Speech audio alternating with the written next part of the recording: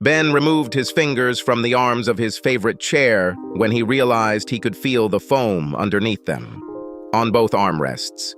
A quick glance told him what he already knew.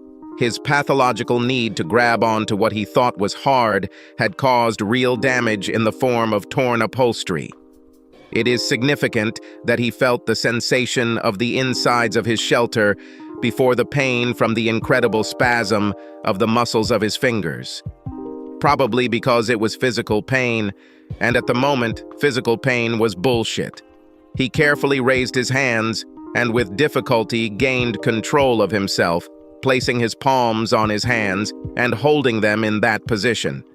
He smiled, considering this exercise good training for what would come next. Well, maybe not very much. This really couldn't happen. Adequate practice, he believed. Better than nothing.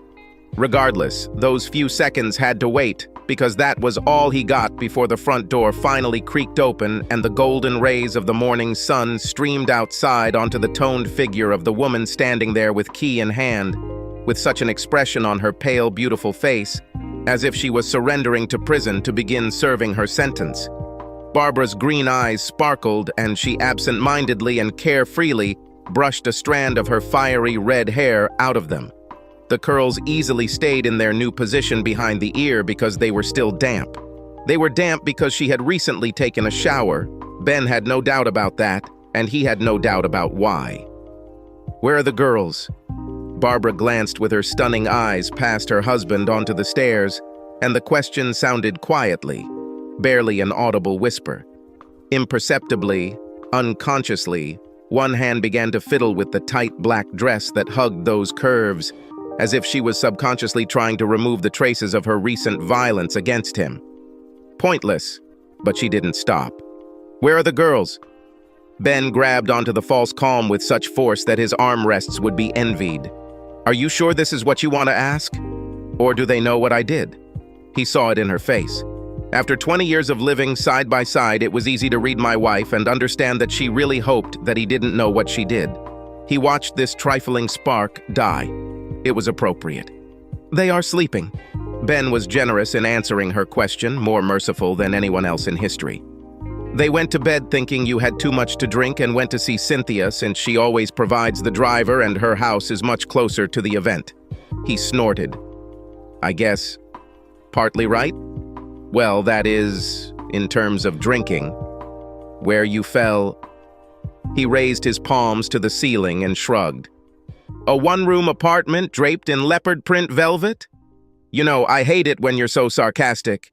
Barbara pursed her lips and turned away from him, blushing with guilt. "Sorry, I didn't want to break down. It's difficult. I don't know what to say." Ben realized that he did too. "What can I say? The English language is rich, varied, and full of contexts. So he simply let the first thing that came into his mouth come out. Was it worth it?" Barbara, staggering as if still drunk, walked over to the chair usually reserved for guests, sank helplessly onto it, and buried her face in her hands. Without looking up, she simply muttered, "I want to ask what the price is." Wow, the answer was wrong. "Damn it, Barb!" Ben barely managed to hold back an exclamation so as not to scream as he deserved. His children were still upstairs, sleeping, puzzled, protected, for now. However, he leaned forward, making sure his wife didn't miss one iota of what was inside him. "You say it can cost to go? That the fact that you have a horny party planner maybe be normal? If what? If you can keep your happy lying life intact?" "God, no, Ben. It came out..." Barbara looked at him again, but her sincere emotional plea was suddenly interrupted. "Lying? What do you mean, deceitful? I am happy with your life." She leaned forward. "With you. Day. Mo." Ben sank back into the chair, away from her outstretched, searching hand. "Happy people don't do what you did, my dear. Decent wives don't shamelessly flirt with fashionable gym rats for weeks and then tell their husbands they're crazy for being wary." He was already on his feet, although he did not remember getting up. "Damn, Barb, when I first came to see how your project was going, support your loving wife."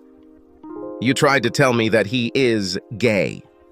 Barbara blushed and looked away. You shouldn't. I remember. Yes? Do you remember how I actually physically removed his hand from you? That this had to happen twice before you dropped that lie and moved on to warning me against attacking him because he's the type who would definitely call the police? Then she sobbed. Yes. Ben, honey. He narrowed his eyes and took a step towards her. Fine. The exam has been passed. Your brain is still working. Although I still have a lot of new questions. Let's start with this. What is the ultimatum? Ultimatum? She sounded genuinely puzzled. When I told you that everything was already done, yours and Cynthia's charity ball. When I said that what I saw was too much, and I'm not an idiot. Ben looked up at the ceiling, collecting his thoughts before meeting her gaze. And you said that I'm an idiot. And what if I'll forbid something for you? You show me how much. That ultimatum, the one you put forward the day before you left last night, informing me that I could not accompany you. So why?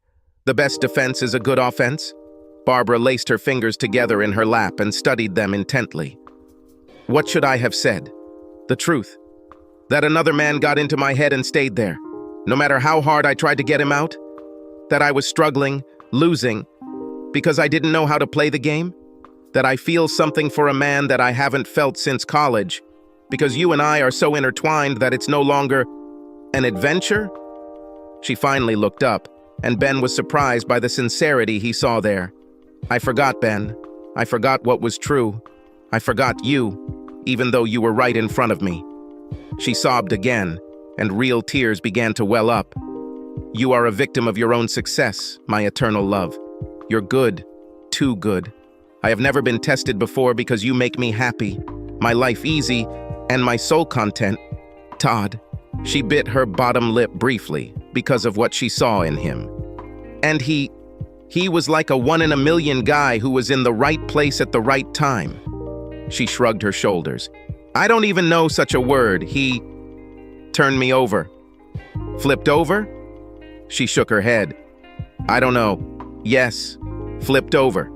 He figured out how to put me upside down and smash me. The redness of her cheeks told Ben that a sudden recent memory was coming too close to her words. And then he somehow shared the visual perception without being near his wife and her nightly gymnastics. Bare asses they take turns driving piles, bent spines and fingers curled like claws. I'm leaving. His coat somehow came off the hook and into his hand, and he took a step toward the still open front door before Barbara was on her feet. Are you leaving? What? Why? Where? She swallowed, trying to regain control of herself. Ben, stay with me. Please, I need... You need to? Ben stopped, but did not turn to her. That's the problem, isn't it? He turned his head just enough to catch her out of the corner of his eye. You know? I'll tell you where I'm going, since I only guess now. He looked at his watch. It's Sunday morning, 7 o'clock.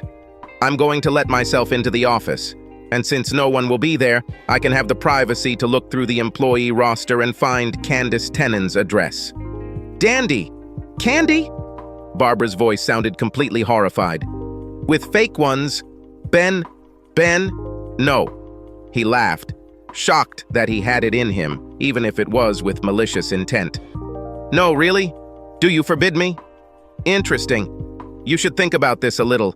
In any case, I want to say that the invitation was sent to me more than a year ago. I have refused him so often that my appearance will be a real surprise. But hey, surprises are supposed to be fun. So why do you and I have to take them all? The last thing he heard before he was heard was some kind of howling croaking. It was supposed to be funny, but it wasn't funny at all. However, as he pulled out of his driveway, he was able to put things into perspective. For a 43-year-old man, no, for anyone. He was in great shape. That's a good thing because knowing Dandy Candy has the best body money can buy, he's going to need all the stamina he can get. Barbara lifted her fingers from her favorite chair when she realized that the house was almost completely dark and she could barely see anything inside, that her home is lost to her. The cumbersome poetry of it all was also lost on her, because there was no room for it in her beautiful, flighty head. She wondered if they would turn on the lights and make all the noise that teenage girls usually make, if they were there. As it was, she sent them to Cynthia an hour after they woke up, saying that she and her father had special plans, and they needed time to work on them without distractions. Another lie was not convincing, but by that time Barbara had nothing else left, and her children were gullible. They trusted because they were good, and they were good because they were raised correctly by a wonderful father, and the mother, who didn't know which side to approach. After this, she returned home and settled down to wait. Barbara knew she had time, perhaps all day, because she knew Ben better than herself. I knew that he was doing exactly what he said, and doing it to the best of his ability. Damn Dandy Candy. It was her day. She was floating in the open waters of her own mind, with no direction and no closer to land. This use of her time was unfortunate because it meant that Barbara was still, let's just say, wandered in the dark when the front door opened. She squinted at the silhouette of the figure standing there, clearly watching her, and didn't know what to say. So she said simply, "How's the slut doing? I hope you took advantage of the protection. Otherwise, you basically just fucked half the dudes in your..." She pursed her lips. "Too late. Because you stopped at the pharmacy on your way to leopard print heaven." It was strange to receive the cold truth from a foggy blob of shadow, but it was the truth, and Barbara did not react except to hug her pajama-clad knees to her chest and press her forehead to them. Hidden like this, she could only listen to her husband shuffle his feet, expressing his disappointment without words. "You're angry," he finally spoke after an eternity, and when she raised her head, he loomed over her. "You're angry. What did he expect? What did he want her to say? Are you angry? And that's all? Your husband? The man you've told repeatedly you value and love, just spent hours having sex with a woman you can't stand, and you're just getting angry. You just..." Barbara saw Ben's life force leave him before he turned on his heel and walked in the opposite direction. "Don't wait for me until the morning." This time, the door slammed shut without an awkward exclamation from her. In another life, this might have meant something. Ben's morning return home was reminiscent of the first act of a stage production. First, he greeted the family sitting at breakfast. He had somehow managed to figure out the lie Barb had told their daughters, and then convinced them that he had been out all night running an errand, even hinting, through the bile in his throat, that it had something to do with his wife's charity work. He felt bad, and not only because of the merciful deception. The hours spent hanging out with Dandy Candy were, well, some of those not to be forgotten. This, in fact, was the point, to throw everything out of his head and forget about his rotten life for as long as possible. But it also did not leave room for planning what to say to the children, whom he, to his shame, forgot against the backdrop of his own spiritual pain. So, given an easy way to dodge the bullet, he took it and joined in with Barb's lies. And yes, he felt bad, because he knew that he had taken advantage of his daughter's naivety. Their happy, trusting natures, raised by a mother who was phenomenal, until, apparently, she forgot. "Girls, you'll be late for the bus."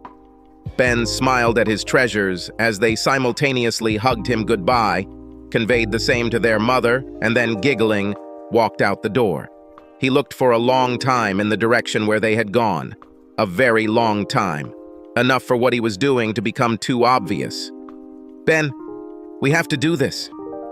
He heard Barbara get up from the breakfast table.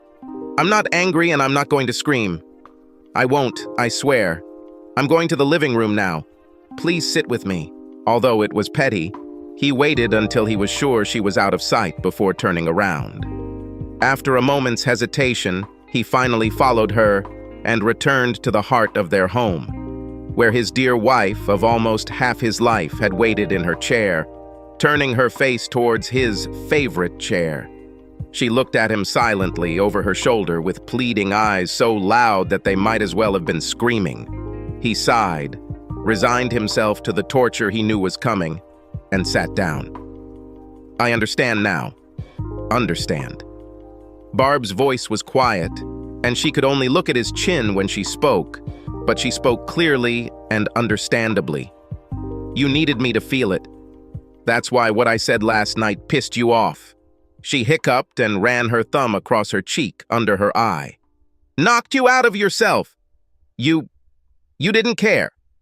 Ben realized that his eyelids were drooping and suddenly raised them back. "When I returned, you attacked me, angry at me, blaming me. Doesn't matter? Doesn't matter." Barb perked up. Her shiny green eyes became completely round. "Ben? God, I was dying inside. How could you not see this? I wasn't actually angry. Damn it, I was creating a shield." She tried to crawl out of the hole, clinging with her claws. "I don't blame you, and I didn't blame you last night. I know it happened because of me. Damn it, I know it." She banged her little fists on the arms of the chair. "And when I saw you, when I had to face what you did, I didn't know how to react. I didn't know what to say. I didn't know who—" She stopped herself and looked away. "Who I was. Ben was made of stone. It sucks, doesn't it?" Barb hung her head, covering her face with her red curls. "Sorry, I feel like—" "Here it is." Ben screamed so hard that a drool flew from his lips. "Do you understand that this is the first time you have apologized? Understand? From the moment you walked through that door yesterday morning, you've been shy, evasive, even belligerent as hell. But you've never once said you're sorry until now. Until you're backed into a corner." He shook his head. I don't believe you, Barb. I owe it to say." She was quick, and somehow she took his hand in hers before he realized it. "My God, for decades we were practically the same person. How could you not see that with every fiber of my being I regretted ever looking at this man? No part of what happened was worth even a second of the pain I felt." "What pain?" Ben leaned back. "No, I'm serious. Describe her. You said that now you understand everything. Describe what kind of pain it is." He clenched his teeth. "Revive her for me. It hurts to breathe." She didn't hesitate. Not for a moment. I was perfectly aware of every second, but for some reason it seemed that every second was passing at a speed of 1,000,000 miles per hour. Your chest is tense, squeezed. Ben looked up at her. It's a physical sensation, not something you're translating from a mournful love song you once heard. He winced. This is real pain. A small sob escaped Barbara's lips and she nodded. Torment. It feels like my body has aged 50 years in one day. My bones hurt. You did it. With both of us. I did it. This time she didn't hang her head. I never thought I could. I am not who I said I was. She swallowed. Even worse, I'm not who I thought I was. You. But you want me to... What? Forgiven? Does a person forgive the truck that ran over him? Barbara blinked at Ben. Then she blinked again. Can you really ask this question? Do I want you to forgive me? Ben? Without forgiveness, there is no you, and I would rather break my bones than live without you. Broken bones won't stop your ass from being used by others, so it's a good deal for you, isn't it? It was rough and cruel. He knew it, but he wasn't going to stop. That's not... Barb rolled her eyes lostly. What can I say to this? Your trust in me is broken, I understand, but one night cannot erase 20 years. It simply can't. I screwed up in ways that none of us could have imagined, but I didn't have a brain transplant. I had a moment of weakness. And this will never happen again? Ben growled at her. Are you saying that you found the only guy other than me in this world that you'll ever find attractive, and now that you have him, you're ready to settle down forever? No. Do you think I never found other men attractive before smooth-talking Todd? Lord, you know that I don't really like false modesty. Look at me. I've been fighting off men trying to seduce me since our first date. Hot men whose hotness didn't matter to me in the slightest because I had your delicious, loving, fantastic ass. Then what the fuck, Barb? What happened this time? I saw this asshole, and there are a dime a dozen like him. Nothing stays the same forever, Ben. Nothing. Barb's nostrils flared and her blush rose to her hair. Every fortress has vulnerabilities if you don't pay attention to them. Mine was larger than I expected. The beautiful decorations inside made me think the gate was still as good as new, until the barbarian came with a battering ram. I don't even know what this means. Ben drooped, quickly losing energy. How is that supposed to convince me that you are trustworthy? I am the child who touched the burning stove. Barbara even giggled. Almost literally, we established how much pain I was in. How many kids do this twice? Pain teaches. Suffering is a masterclass in life. She stopped, and an expression of horror suddenly flashed across her face. Barbara closed her eyes and ran her hands over her face. God, I can't deny what's probably going to happen, can I? Even if you can't live with what I did, if you do, you will leave. She shuddered and sighed. I will never do this again. No matter what form of existence I find myself in, I will never let my guard down, and I will never again take my powers for granted. Ben hid his face in his hands and was silent. It was too hard. However, after a while, he felt his wife carefully, tenderly touch his shoulder. Do you know what you didn't ask me? The question I've been waiting for since I saw you in that chair yesterday? Why did you spend the whole night with him? Ben muttered. I didn't ask because I know and I'm not ready to hear it out loud. I'm not protected, as you would say. Barb pulled her hand back. You know, you do not... He's, what, a few years under 30? I think it took about a minute. You enjoyed yourself for hours. Why were you with Candace all night after you were with her all day? Ben raised his head, angry. You can't wait to avoid going on the attack again, huh? I don't... Barbara raised her hands, pleading. It was not an attack. Like I said, I understand everything. It's killing me, but I understand. No, I mean, what exactly kept you there? Sex? Was she better than me? Did you enjoy spending time with her more than with me? Because I don't believe in it. Crazy. But Ben couldn't help but grin. Like you said, no false modesty, right? Well, she really knows what she's doing. And she was, grateful when I knocked on her door. Honestly, it was amazing. Shouldn't be surprising, but it doesn't matter because I'm better. Barbara grinned, and for a moment Ben saw the racy girl he fell in love with on their first date. So that's not why you kept having sex. You kept having it because you had something to prove. Flag. God! What then was it supposed to prove? You? For the first time? Not a damn thing. I was a slobbering idiot who let things fester for too long, held a grudge against my overly shrewd husband, and drank too much at the worst possible time. Hell, I barely remember driving to his house. She paused. And, yes, there was some kind of leopard print. Barb shook her head as if she'd heard a bad jokey. We had sex. He was sweating. It was good, I think. She shrugged, and it was fast, and I was on edge. Then, damn. Then the fog cleared and I thought I had something to prove. I almost don't want to know. I can't imagine this will help. If you want, I'll keep it to myself. To hell, just say. Barbara nodded, but was silent for at least 20 seconds before she continued. I will never be able to express enough regret for what happened, but I feel it in every cell. I love you with all my being, but what I did that night wasn't because of you. No, not directly. She looked at her husband, and when he twirled his finger for her to continue, she nodded again. The first round was due to the pressure that was growing, as I already said. This is not an excuse, but it is a reason. Then, God, I'm sorry. Then the drinking stopped playing a role, and I realized with horror that I had cheated. With an asshole. At that moment, damn it, at that moment my panic and self-preservation took over, and I told myself that Todd was a master of seduction, that he must be the god of sex, and I simply found myself helpless before his spell. So when he egged you on for another round, are you really? She moaned. Okay. That time I thought that if I was helpless, then I was helpless. Helpless women who are victims of a strong personality, they go with the flow, I think.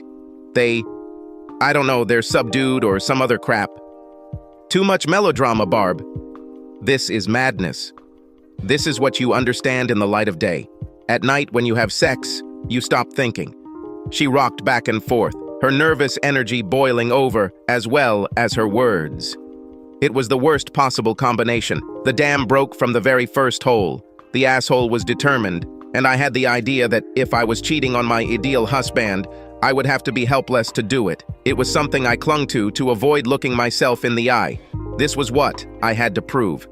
And you proved it. All. Having sex. All night long? Ben slammed his fist on the chair. I slept all damn night. I passed out after we fucked each other, I think 3 times. I was swimming in gin, what did you expect? The shame of what I did will stay with me for the rest of my life. I know that. But the act itself, it lasted, I think, about 15 minutes. 15 minutes of mediocre sex that I had already forgotten. 15 minutes, and now I'm on life support. She began to cry, and Ben had to fight himself not to hug her.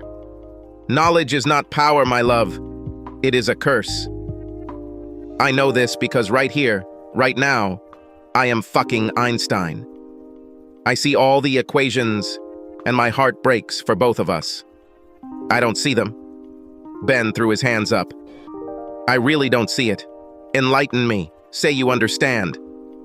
That none of us is what the other thinks he is. Ben had to admit that he didn't expect this. She has courage. He had to give her credit. This, not the one you took me for. Oh no, you're not like that. She reached for him again, and he pulled back. She nodded as if she had been expecting this, and it made him boil. I still don't blame you. And I will never blame you for my mistakes. I am not a psychopath, despite what you think now. But this last day burst all the beautiful bubbles that used to fill my head. The first is despite the fact that I cannot imagine myself without you. I cannot even imagine a picture where you are not next to me. I betrayed you, stabbed me in the heart after you warned me about what would happen next, after you told me that you saw the same thing as me, but deliberately ignored it. This is a gross illusion that can be lost, a sense of one's own virtue. Everyone at least starts out as the hero of their own story. And I haven't lost that feeling, if that's what you want to say. Ben tried to control his breathing. Candy, right? It was necessary. You're too smart not to understand why I did it, you said it yourself. Because I needed to feel your pain. Not guilt, but loss. Yes, after a day and night of doing nothing but facing reality. I agree. Mostly. Only mostly. But now you're lying. To yourself. More than to me. Now Barbara was calm. The tears have dried. You told yourself that if we still have a future together, I should know what you went through. I have to feel the pain, otherwise I'll just inflict it again. It makes sense, and I really, really love you for it because it shows that you still... I want it. You want me. Her voice fell. At least a little. So it's a lie? That is the only reason you had sex with another woman. The rest, maybe even the biggest thing, although I hope not, is that you were hurt and needed an outlet. Something was taken away from you and you needed balance. She looked at him long and intently. Revenge, clean and simple. It's not... I never thought you had it in you. Barbara is right. Ben knew this. He would never forget how fiercely he had Candy until she kicked him out of her house. Then, that night, with a mercy he didn't deserve, she let him back in when he returned, and he learned nothing. Even a screaming climax wasn't enough for any sane woman to tolerate the anger he was taking out on her, and the rest of the night at the motel should have ripped the scales from his eyes about it. However, it would have taken a crowbar and sodium pentothal to get him to admit it at that moment, so he simply remained calm. Barb wasn't fooled, he knew it, and she continued. This is a book of fairy tales that is closed on my part, that my husband is perfect, that he wouldn't use pain as a weapon, that he wouldn't walk up to an innocent passerby and treat her like a whore on the corner, that he will not forget his children and will not abandon them all night. How did their mother do it? Like their mother did. She nodded sadly. 20 years later, we are still the same, but in terrible terms. I am stupidly cruel. You are reflexively cruel. It's cruel and fair, and you know it.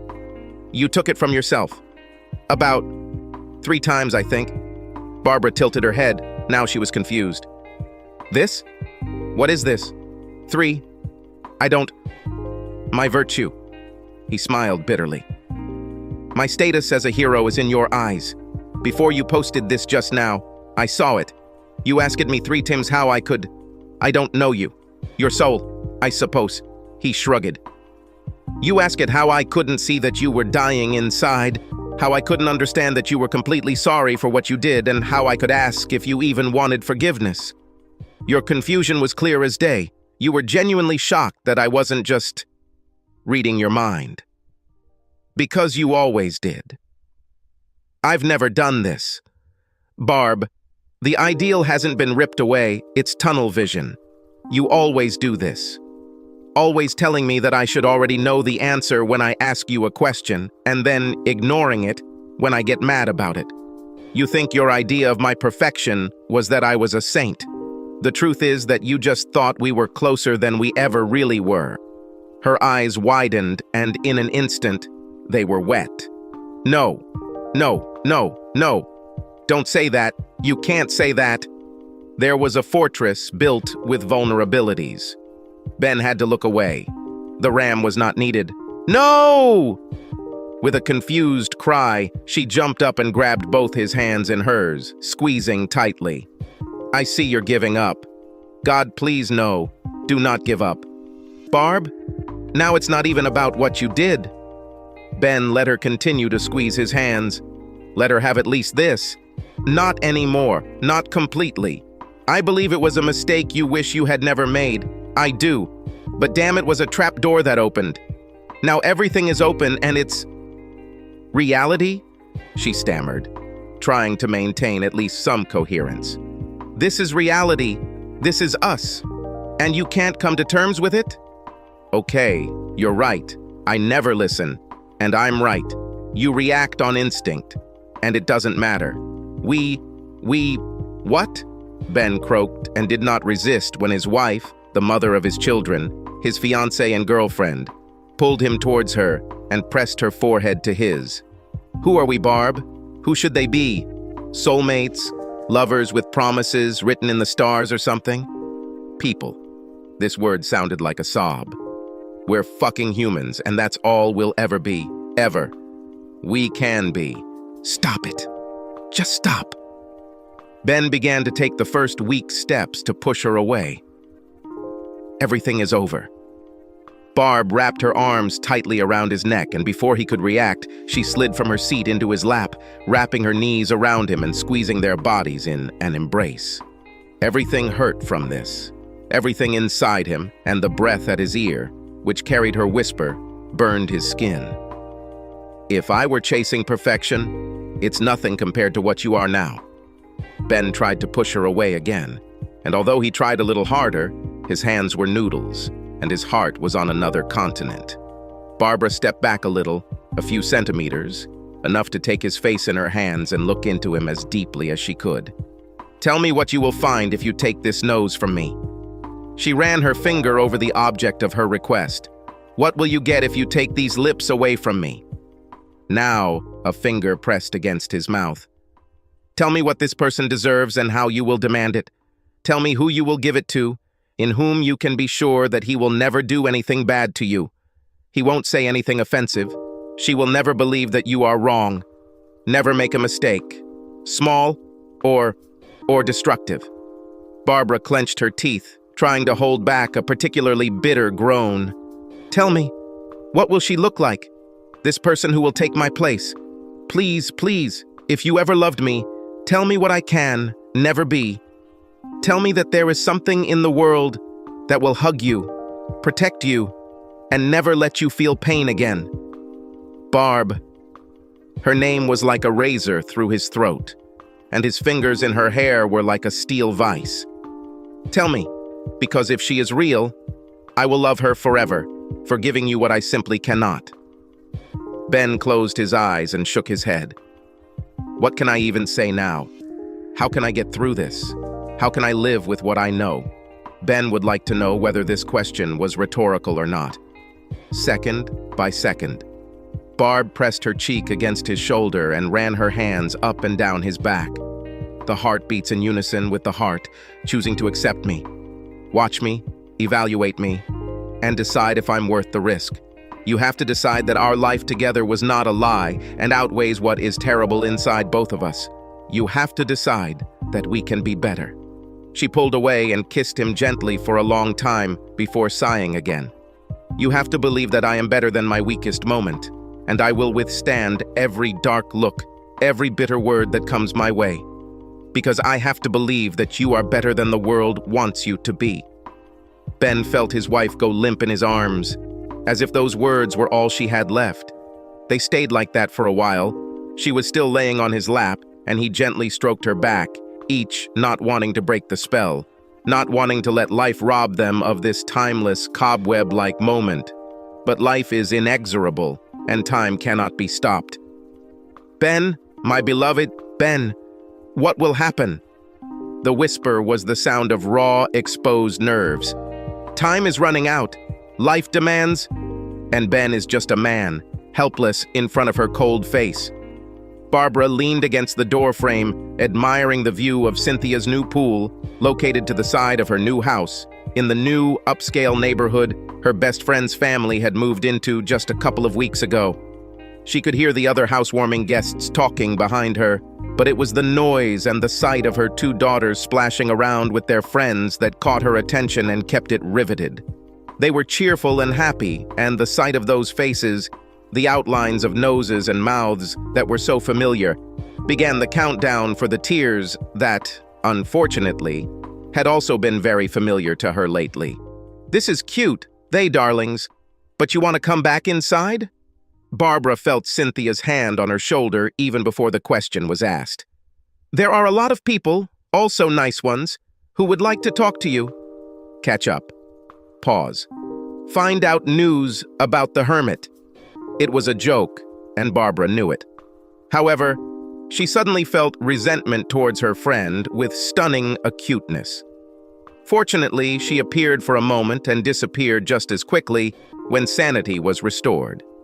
Smiling only partially, she patted the woman's hand affectionately.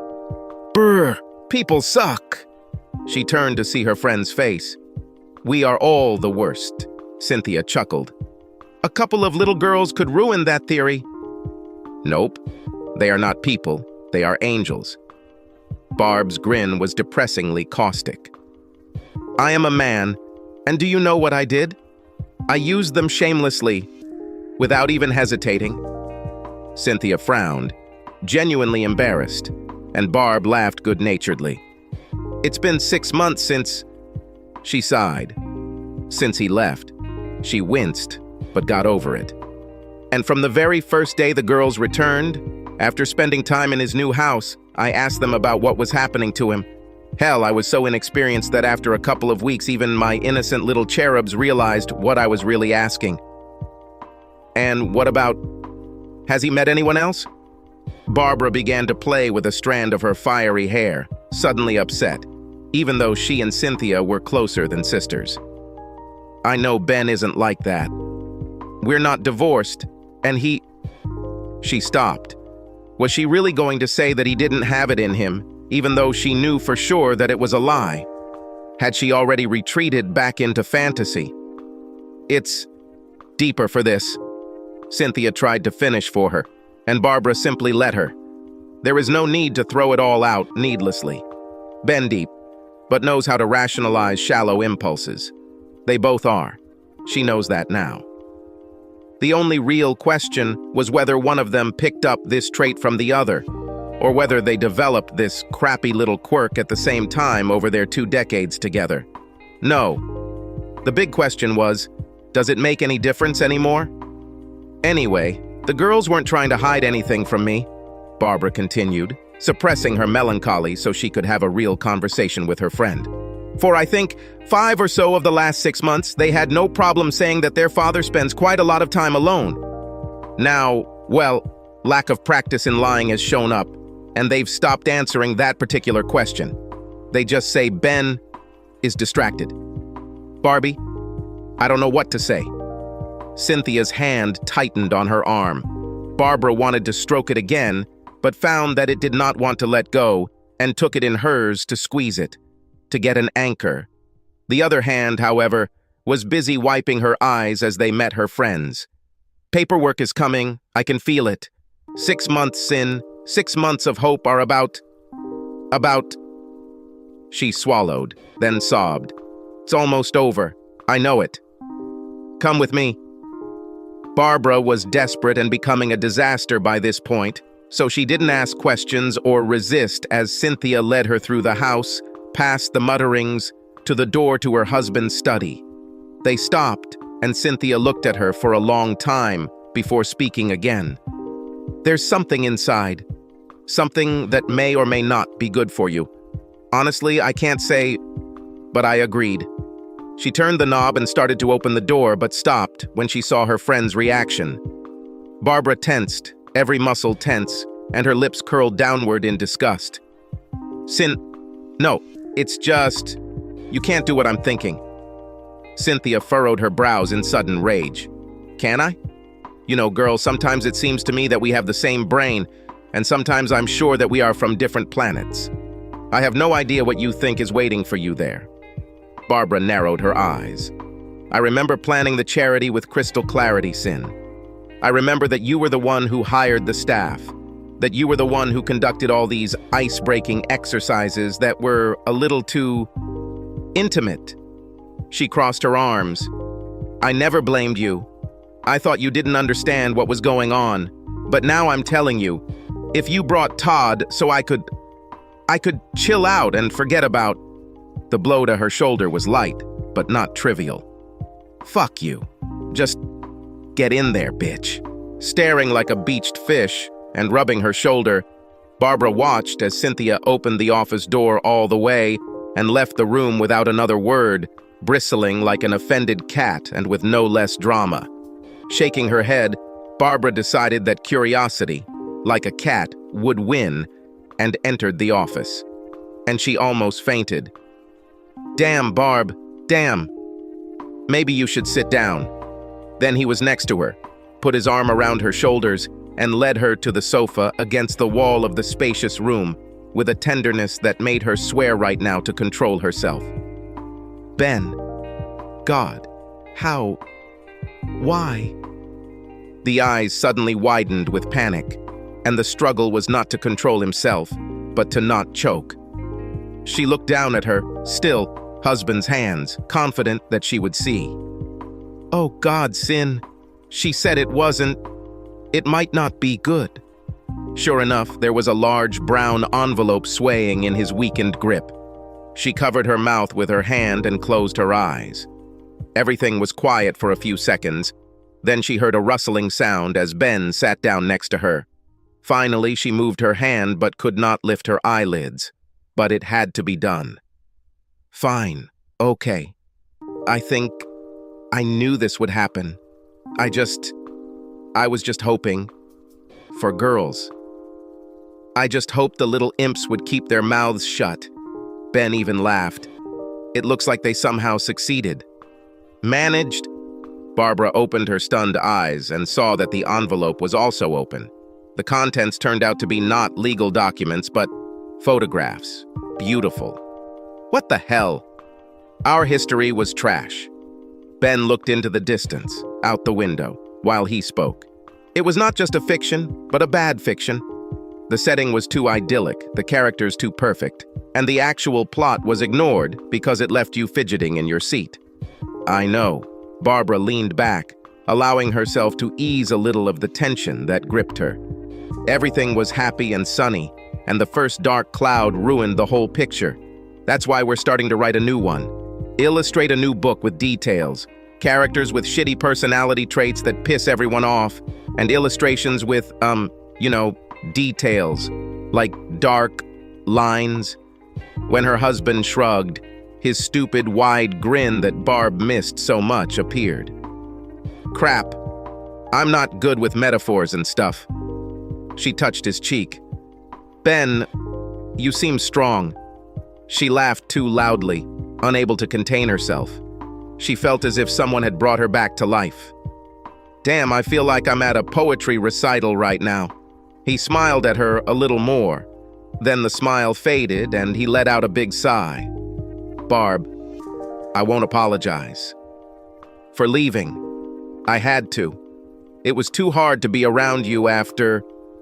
Barbara sat up straight again and perched herself next to him, crossing her legs. Understand, you don't have to apologize, but... Damn, I must be crazy for saying this. Despite her determination, she could only look down at his chest. I don't apologize either. She felt him tense and continued. I'm not sorry for spilling everything the morning you left.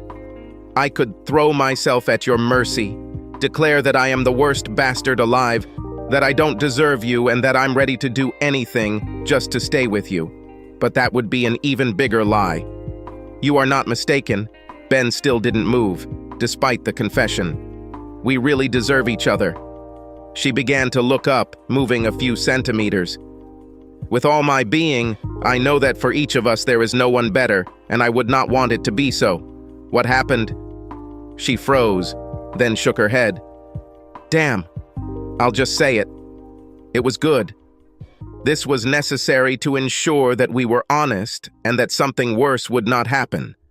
Something like we'll wake up one day in 10 years and realize that everything was just emptiness, flimsy. If that had happened, one of us would have screwed up, and who knows if we would have been able to recover from it then.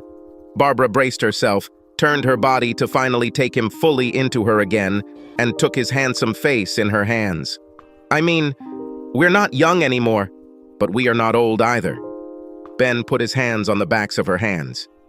And what happened was bad, but tolerable. If it had been worse later, we could have lived these hours bitterly and in vain. We could. Barbara let out a hiccuping laugh filled with glee. Because it won't happen now? Please tell me that's what you mean. Ben picked up photographs in his hands that showed a lonely house in a picturesque forest.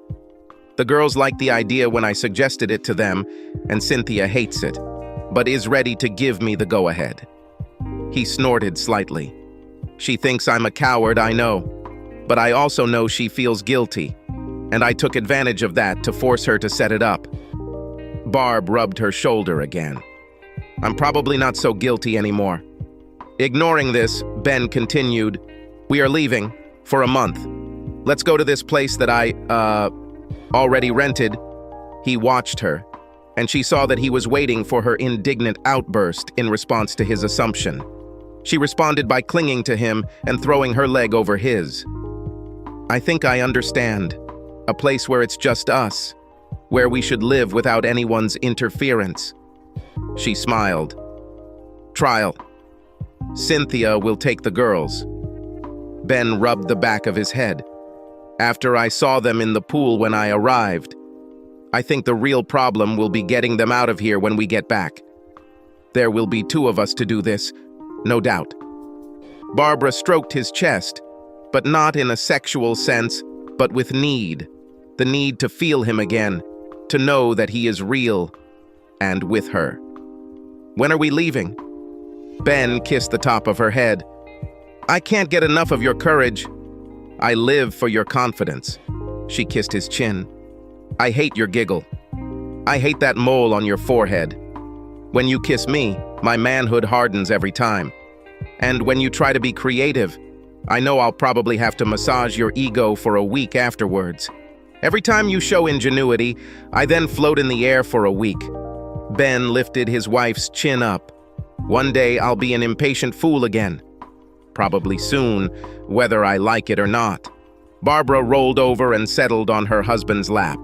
And I will become a forgetful idiot and will continue to be so until the moment comes when I should wise up. When his lips crashed onto hers, each one of them melted. They kissed like they did on their first date decades ago for a good, very good 10 minutes. Then, 3 times longer, they destroyed Cynthia's husband's new sofa. If Barbara felt guilty about it, well, by that point it was just another item on the list. Afterwards, disheveled and mostly naked, Ben and Barbara looked at each other, and he was the only one who broke the spell, although ironically, it deepened the magic. I hate everything in you that is worthy of hatred, my beloved bride. Luckily for me, I think I'm about to find out that what I can love about you, I mean the real true thing that I'm about to discover, will bury the rest pretty damn deep. Subscribe to our channel so that your second chaff doesn't cheat on you, and go ahead and listen to the next story, because this story is nothing compared to the next one. If you're under 18, don't even think about listening to the next one.